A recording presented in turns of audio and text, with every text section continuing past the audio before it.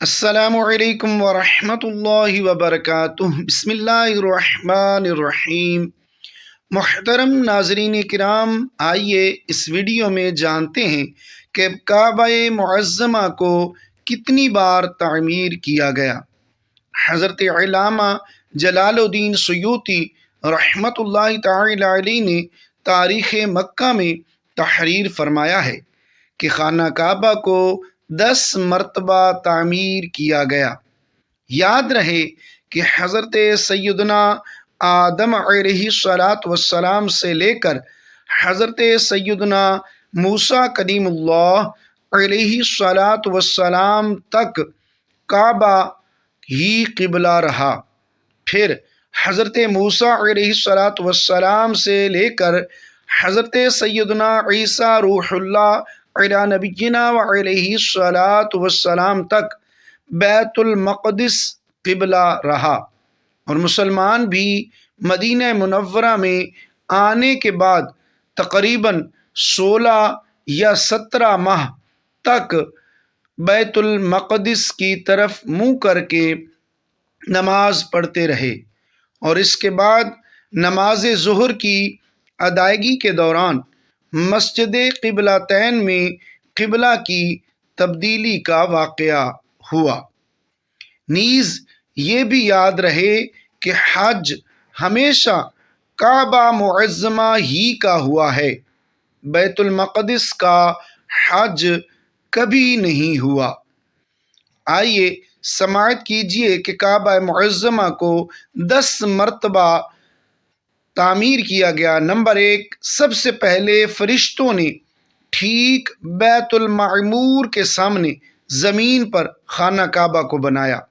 Number 2، پھر حضرت آدم علیہ السلام نے اس کی تعمیر فرمائی۔ نمبر 3، اس کے بعد حضرت آدم علیہ السلام کے فرزندوں نے اس کی عمارت کو بنایا۔ نمبر 4، اس کے بعد حضرت ابراہیم خلیل اللہ علیہ السلام اور ان کے فرزند ارجمند حضرت سیدنا اسماعیل علیہ السلام نے اس مقدس گھر کو تعمیر کیا، جس کا تذکرہ قرآن مجید میں ہے۔ نمبر 5، 5ویں مرتبہ خانہ کعبہ شریف کو قوم عمالقہ نے اس کی عمارت کو تعمیر کیا۔ نمبر 6، اس کے بعد قبیلہ جرہم نے اس کی عمارت بنائی۔ نمبر 7، قریش کے مورث اعلیٰ قصی بن کلاب کی تعمیر تھی۔ 7ویں مرتبہ انہوں نے کعبہ معظمہ کو تعمیر کیا۔ نمبر 8، قریش کی تعمیر، جس میں خود حضور صلی اللہ تعالی علیہ وآلہ وسلم نے بھی شرکت فرمائی، اور قریش کے ساتھ خود بھی اپنے دوش مبارک پر پتھر اٹھا اٹھا کر لاتے رہے۔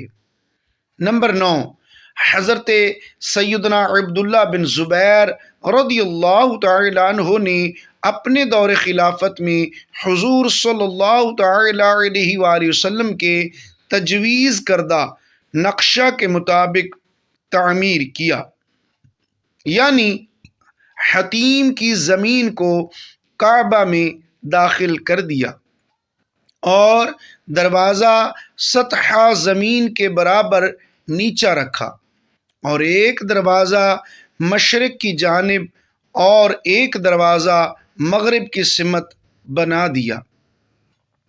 نمبر 10، عبد المالک بن مروان اموی کے ظالم گورنر حجاج بن یوسف ثقفی نے حضرت عبداللہ بن زبیر رضی اللہ تعالی عنہ کو شہید کر دیا، اور ان کے بنائے ہوئے کعبہ کو ڈھا دیا، اور پھر زمانہ جاہلیت کے نقشہ کے مطابق کعبہ بنا دیا، جو آج تک موجود ہے۔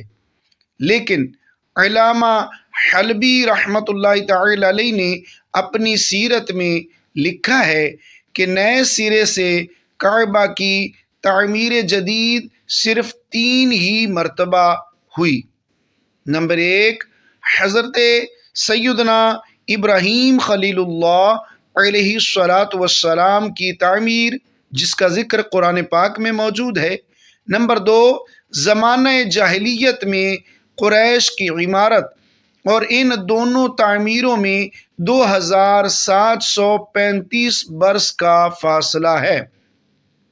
نمبر 3، حضرت عبداللہ بن زبیر رضی اللہ تعالیٰ عنہ کی تعمیر، جو قریش کی تعمیر کے 82 سال بعد ہوئی۔ حضرات ملائکہ اور حضرت آدم علیہ السلام اور ان کے فرزندوں کی تعمیرات کے بارے میں علامہ حلبی نے فرمایا کہ یہ صحیح روایتوں سے ثابت ہی نہیں ہے۔ باقی تعمیروں کے بارے میں انہوں نے لکھا ہے کہ یہ عمارت معمولی ترمیم یا ٹوٹ پھوٹ کی مرمت تھی، تعمیر جدید نہیں تھی۔ واللہ تعالی اعلم۔ حاشیہ بخاری شریف، جلد نمبر 1، صفحہ 215، باب فضل مکہ۔ صحیح مسلم کی ایک روایت میں ہے، کتاب فتنوں کا بیان، باب ہے بیت اللہ کے ڈھانے کا ارادہ کرنے والے لشکر کے دھنسائے جانے کا بیان۔ حضرت ام المؤمنین سیدہ حفصہ رضی اللہ تعالی عنہا سے روایت ہے کہ انہوں نے نبی کریم رؤوف الرحیم صلی اللہ تعالی علیہ وآلہ وسلم کو فرماتے ہوئے سنا، اس گھر یعنی بیت اللہ والوں سے لڑنے کے ارادہ سے ایک لشکر چڑھائی کرے گا، یہاں تک کہ جب وہ زمین کے ہموار میدان میں ہوں گے تو ان کے درمیانی لشکر کو دھنسا دیا جائے گا، اور ان کے آگے والے پیچھے والوں کو پکاریں گے، پھر انہیں بھی دھنسا دیا جائے گا، اور سوائے ایک آدمی کے جو بھاگ کر ان کے بارے میں اطلاع دے گا، کوئی بھی باقی نہ رہے گا۔ ایک آدمی نے کہا، میں گواہی دیتا ہوں تیری اس بات پر کہ تو نے حضرت حفصہ رضی اللہ تعالی عنہا پر جھوٹ نہیں باندھا، اور حفصہ رضی اللہ تعالی عنہا پر بھی میں گواہی دیتا ہوں کہ انہوں نے بھی نبی کریم رؤوف الرحیم صلی اللہ تعالی علیہ وآلہ وسلم پر جھوٹ نہیں باندھا۔ اللہ پاک کی بارگاہ میں دعا ہے کہ اللہ پاک ہمیں عمل کی توفیق نصیب فرمائے اور ہمارا خاتمہ بالایمان فرمائے، اور ہمیں نیک کام کرنے کی توفیق نصیب فرمائے۔ آمین ثم آمین یا رب العالمین۔ ناظرین کرام، مزید اچھی اور اسلامی ویڈیوز دیکھنے کے لیے آپ کے اپنے یوٹیوب چینل قاری الیاس عطاری آفیشیل کو سبسکرائب ضرور کیجئے، بیل آئیکن لازمی دبائیے تاکہ بر وقت آپ کو ویڈیو موصول ہو سکے، اور ثواب کی نیت سے ویڈیو کو لائک کر دیں اور شیئر بھی ضرور کریں۔ جزاک اللہ خیرن کثیرا۔ دعاؤں میں یاد رکھیے گا، اپنے یوٹیوب چینل کو لازمی دیکھتے رہیے گا۔ السلام علیکم ورحمۃ اللہ وبرکاتہ۔